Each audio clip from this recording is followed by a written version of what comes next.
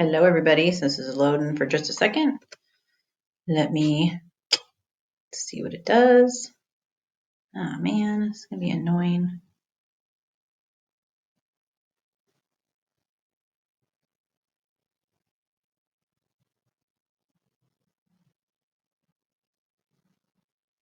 Cool. Okay. Sorry for that little hold up. So as you guys saw in our important video announcement of what distance learning is going to look like for the rest of our school year, this is going to be, let me get rid of that thing, our lesson format. I will walk you through a PowerPoint, or I'll have my camera on like I would have in class, where I might be writing something down or showing you something from whatever, how we used to put the camera up and have you guys be able to see it on the whiteboard. So I might utilize the camera once I get a little bit more used to this, or if I want to show you something else. I don't know. But I hope you're having a great day, whatever time of day you're watching this. I hope you are feeling wonderful. And remember that I am thinking of you and I miss all of you guys. But we are going to be starting a new unit. Okay, the Renaissance is pretty awesome. It is definitely one of the most important subjects, even though I think everything we study in history is very important.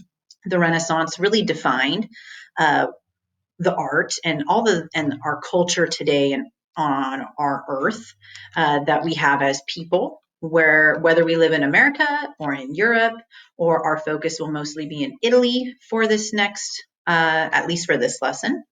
Okay, so what was the Renaissance? I'm hoping that you already watched the vocabulary video that kind of gives you an idea about the Renaissance, and then later in a few weeks, we'll get into the scientific revolution, which is really awesome as well. We're going to get to hear about a lot of really cool inventions, a lot of awesome inventors, and scientists that are super cool, okay? And that many of you, I'm sure, have heard about before. So this is going to be the inside of one of the beautiful churches, and many I'll show you, or I'll give you links to go and check out, like the Sistine Chapel, which is so beautiful. And to imagine that someone painted this entire ceiling by hand just amazes me. So I hope you guys enjoy. So what was the Renaissance? Let's move in. So our first slide, and I'll always read the slide and focus a little bit more on other stuff. Like, I always go and talk about other cool things or the pictures that I've put on the slides as well. Okay, so we've got the Renaissance. What does that word even mean? Okay, it is French for rebirth. Okay, this was a time in Europe when new ways of thought, art, and other items that make up culture became important again. Okay, so when the fall of Rome happened, okay, there was a long period of time where we called it the Dark Ages or the Middle Ages, okay, where there was not a ton of focus on learning. It was supposedly thought to be very dark and focused on religion and sin. And if you don't, fulfill your deeds on earth or be a good Catholic or Christian, you're going to be going to hell. They didn't want that, right? So they were focused completely on pleasing God. But we're going to see a very big change during the Renaissance, okay? So interest in non-religious subjects grew, okay? We've got the statue of David, and then we've got philosophers. I think that I'm getting him mixed up. I think that's Erasmus, okay? And then we also have some of the artwork that became very popular, which was just normal people, okay? So this would have been a maiden or maybe some woman of royalty, but the focus became on to what normal people were like, not just focused on religion and God, okay? And one thing I want to remember and focus back on is when we think of the word culture, those are things that we find valuable in our society. So our culture in America, I want you to think for a second, what are things that are valuable to us? Think of it just in your head for a second. I'm thinking of some good stuff. So American culture, what are big things that pop into your head that you think define America. And I don't know, first thing that came into my mind was McDonald's, sadly. So if you think culture, a lot of things that make up culture are food. Okay, food items that are important or that we eat or that we're accustomed to eating. But the American culture is kind of like is a totally a mixing pot because there are people of different cultures, different parts of the world, and we all come together in our country we live in today. Okay, so to go back, don't want to get off task too much, but to remind you that Renaissance is French for rebirth, and interest in non-religious subjects are growing. Okay, let's go to the next slide. Okay, so let's see. One of the five W's. Where did this Renaissance take place? Okay, it began or took place in Italy, in the city of Florence. And I pointed the arrow over here because it wasn't labeled on this map, but I still liked this map as anyway.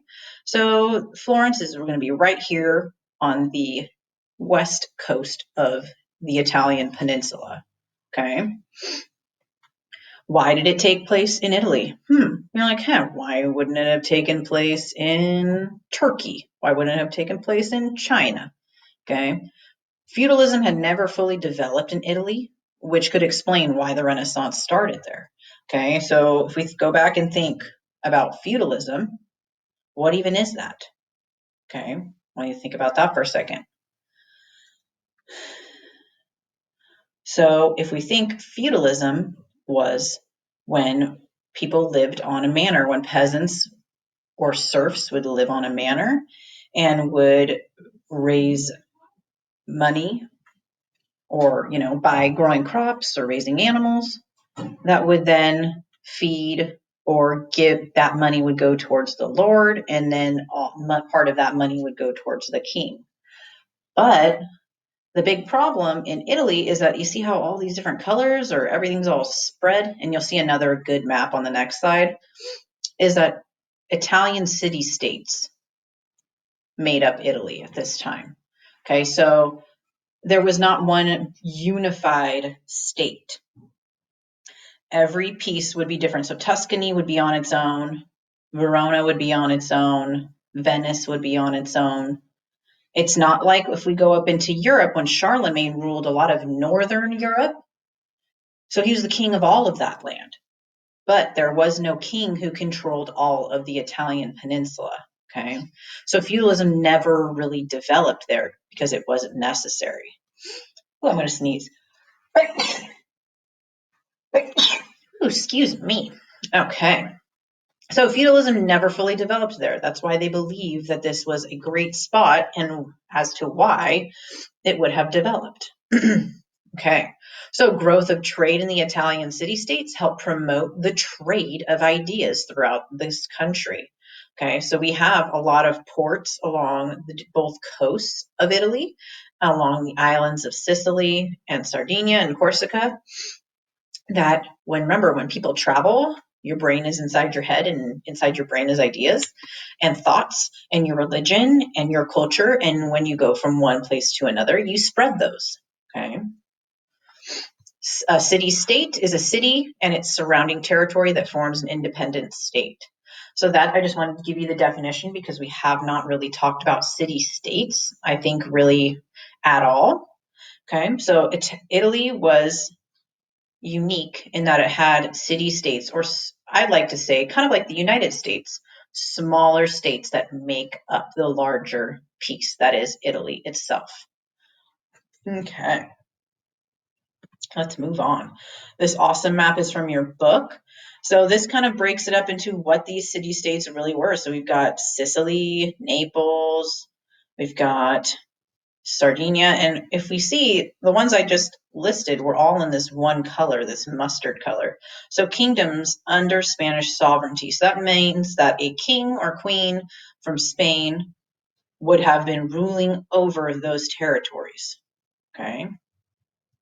And you'll see there's a boundary of the Holy Roman Empire up here, looks like. We've got, oh man, sorry guys, major sea routes or routes, okay, that go all through the Mediterranean Sea. and we've got Portugal, awesome. And I wanted to be able to zoom out so you can see Italy as it is attached to the rest of Europe, because some of us get a little confused as to where Italy is. Okay. Remember, we are in Europe, but we are focusing in on Italy, the boot. Okay, as we see the little boot right here. Okay, so there are going to be new points of view that are defining of the Renaissance that's totally different than the thought process in life that took place in the Middle Ages before we get to the Renaissance. Okay, so these new points of view, the Renaissance suggested that human beings and the world should be learned about rather than only focus on God and faith. Wow, what a concept, guys, right? Because the only thing that we have been really focusing on or learning about is that the main point of people's life was to please God and to get to heaven. And if you didn't, serve your king or do exactly what you were told to do by the Bible or by the priests, that you would not make it to heaven. That was your one goal, because that's where life was going to get better. But now we see that, hey, human beings in the world should be learned about rather than only focus on God and faith, because, hey, there's something that we should be happy during our life here on earth, I would hope, right? Okay, so this helped people see the world differently as well as our role in it. So we go from there's Jesus right there, or a religion-focused view of life, to now focusing on the earth. Okay, what is happening there? What's our role in it besides only trying to make it to heaven when we die? Okay, so let's see. Let's go to our next one. So we're on about 3 different points of view. Okay, I can't remember which one I put first, so we are going to get to there. Ooh, humanism. I believe that should be the new one. Yep, there we go. Okay, so humanism, we're going to talk about the main idea of each of the 3, and then I'll go into something that it influenced or brought change to. So when we think about humanism, and if we break down the word, it's got human in it. Okay, so the main idea of humanism was the study of classical works like speeches and books from Roman and Greek philosophers. So before the fall of Rome, philosophers and learning was very important. Then the fall of Rome, the Roman Empire happened, and we get to the Middle Ages, where not as much learning is happening. There's not a huge focus on speeches or books and reading. Not a lot of people can read during the Middle Ages, because many things are written in Latin, or they're only written about Jesus or something related to the church. So humanism brings back that interest in the classical works like Roman and Greek philosophers, or philosophy, thoughts about life, all that fun stuff. Okay, so what did this humanism idea do? Okay, what did it influence? What did it bring change to? Just 2 that I wanted to focus on was learning. Okay, humans now were leaning toward the thought that knowledge would help them lead to a better life while they are here on earth, versus just focusing on religion and preparing for heaven.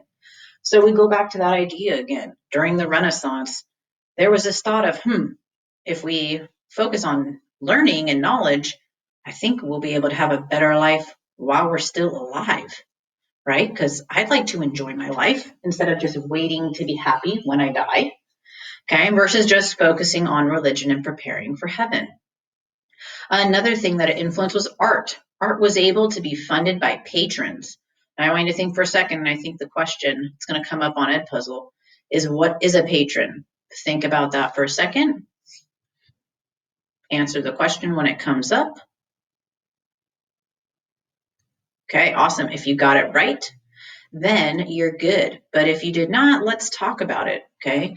A patron is typically a person, okay, who helped an artist create their work by donating or giving money. And it could be that they give money to an artist so they would build a church that would honor their family, or they would paint a mural of them. But that wasn't always the case. It could just be money given by the wealthy merchant class or by the wealthy ruling class that would give money to help these artists pay for all of these different things, whether it be a sculpture, whether it be a painting, or building any new type of building. Okay. So art was able to be funded by patrons, which allowed for an explosion, boom, lots more art happening in the creation of artwork. Okay. And I think I spelled architecture wrong, so forgive me. Okay. Oops. Okay. Religious figures. Now, religion doesn't just go away. Okay. I want this thing to go away so you could see the screen. So religion didn't just go away. They were still present in art, but were placed in Roman or Greek style backgrounds. So a lot of the artwork we're going to see has columns or anything that might make us think of Roman or Greek times. But those religious figures, they're still there. There are still paintings of angels, the angel Gabriel. There's still paintings of Jesus. They don't just forget about religion during this time, but they aren't the main focus. Okay. So that was humanism, one of our first new ways of thought. So just a little fun freak, did you know?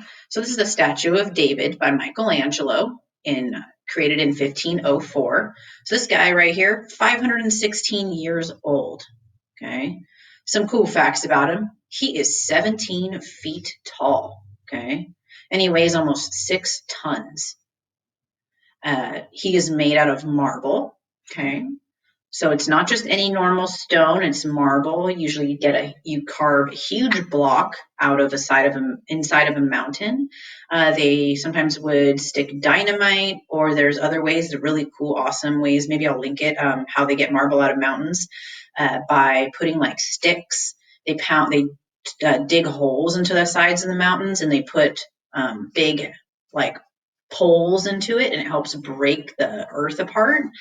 So he is made out of marble, which is a mineral found on earth or rock. Okay.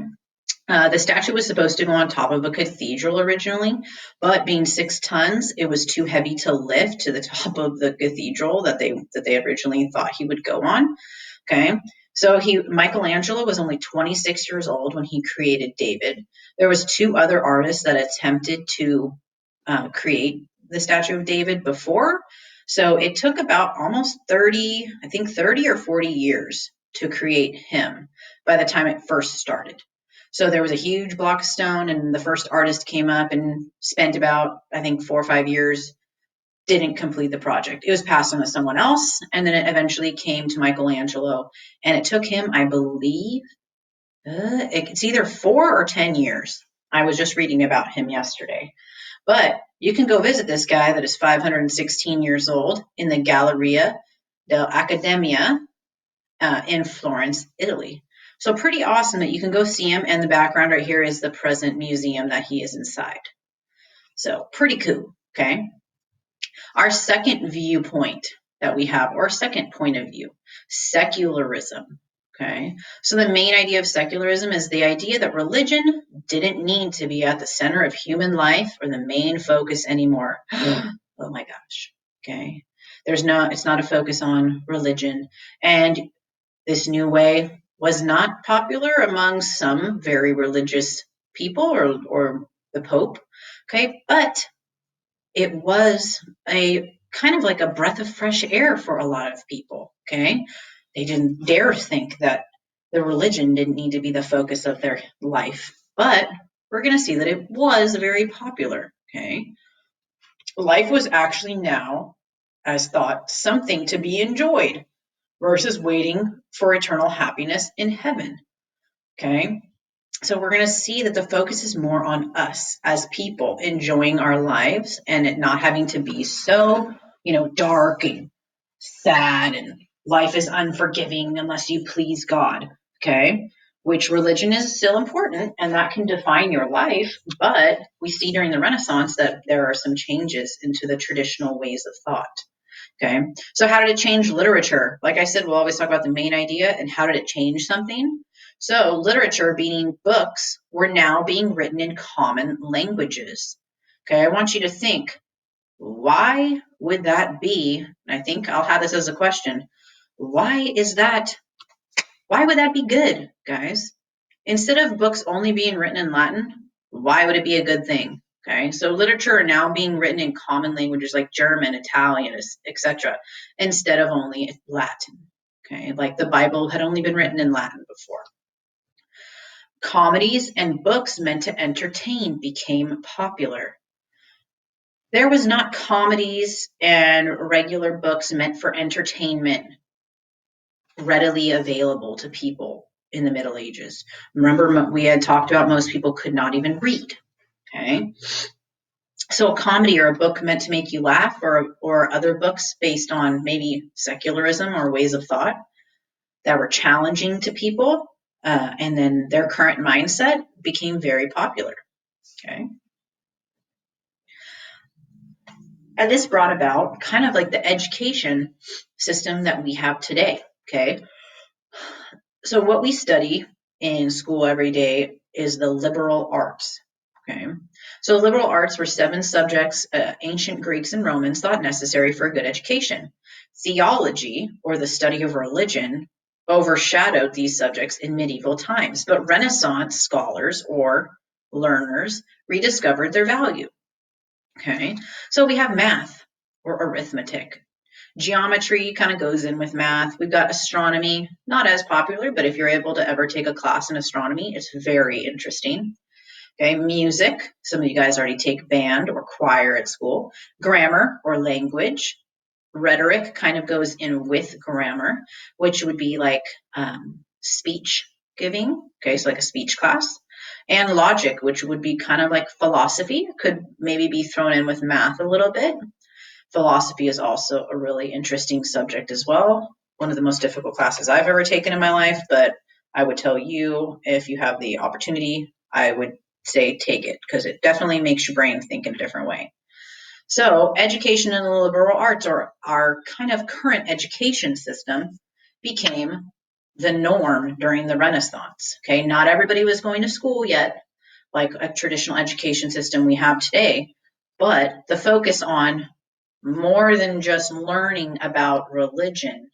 Okay, you should learn to read, you should learn math, or about astronomy or science. Okay, became a big focus. So I think that's pretty cool that we see that very large change in the school system or education. Okay, I think this is one of our last slides. We've got our third new point of view is individualism. And if we break down the word, we see individual. So individual means one, or you, or me, all by ourselves. Okay, so what was the main idea of individualism? The idea behind this word or new point of view is that the individual and its needs, or your needs, or my needs by ourselves, were more important than the needs of the larger community. Now, I know that this kind of sounds a little selfish, but this is a totally different point of view and the idea of life's purpose before the Renaissance occurred. Okay, so as you see in the second sentence, it's a huge change from the feudal medieval times when living on a manor where each individual had to work to support the community they lived in was not the focus anymore. Okay, your needs as an individual were more important than the needs of the larger community. And we see this idea coming up in Italy because there was not feudalism. They didn't need to have, I didn't need to work on my manor every single day to feed the larger community because there was not the larger community. Okay. How did individualism change art? So we've got this main idea. What did it do? Art no longer focused only on sin or religion. So art was more realistic or based on real life people and situations instead of only religious figures. Okay, and artists would use their imaginations more. So next week, we get into art and literature of the Renaissance, and we'll be able to see a lot of really awesome pictures. I'm trying to find a museum gallery for you guys to check out and see, because there's so much artwork that came about in the Renaissance because of those patrons and the money that was given to artists to create, or even now, today, connection to real life. If you get lucky enough to be very successful in life and you have a lot of money, then you can be a patron of the arts and you can put your money towards an artist for them to create something. Okay, so like say you want, there's so many beautiful murals in Lompoc on the way to our school that someone was paid or commissioned, usually by the city, to paint those. Okay, but if you or someone you know is very well off or rich, they would be able to help create artwork. Okay, or help fund or give money to an artist.